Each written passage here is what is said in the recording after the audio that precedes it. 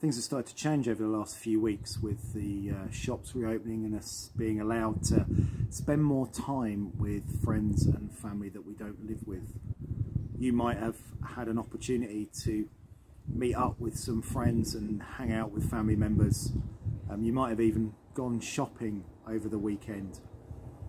It feels a bit weird coming out of such a long period of time where we've been locked away with just the people in our family or whoever it is that we live with, and it's almost like we're sort of bleary-eyed coming into this new space of the public and being around people that we haven't even seen or hung out with for a while. I don't know if you've been to McDonald's or been to a shop or a cafe or whatever. I don't know how you felt about some of the restrictions that are on us in those places that we're going to. I don't know how you feel you've been welcomed by people in those places. Going into a shop and having somebody on the door limiting the number of people that can go in, or telling you that you've got to put hand sanitizer on or clean things down, can feel like it's almost disempowering. But the way that we treat each other as we come out of lockdown is really important.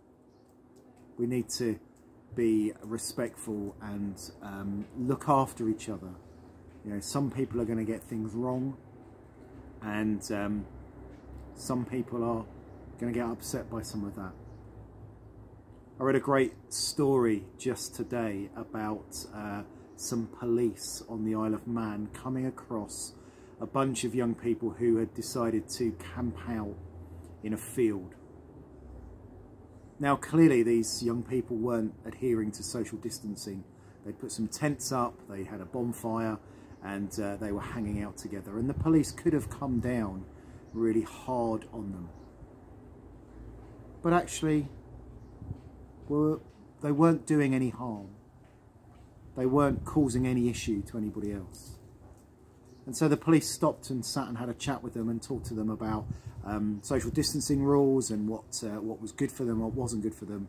And they came to an agreement that it was okay for these young people to stay there overnight, as long as they stuck together, as long as they didn't make too much noise or too much mess, as long as they kept themselves apart from each other as much as possible, and as long as they cleared up the next morning. It was a brilliant example of how in such difficult times we need to be caring and considerate and kind to one another, even when people around us maybe aren't making good choices.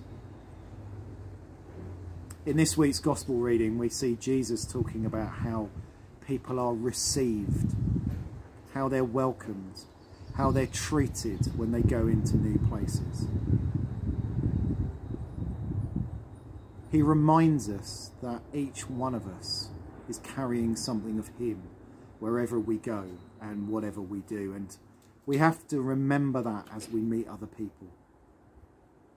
Each person is made in the image of God, and we need to decide to treat them as if they were Jesus himself, making a choice to receive other people, welcome other people, treat other people the way that we would hope to be treated ourselves.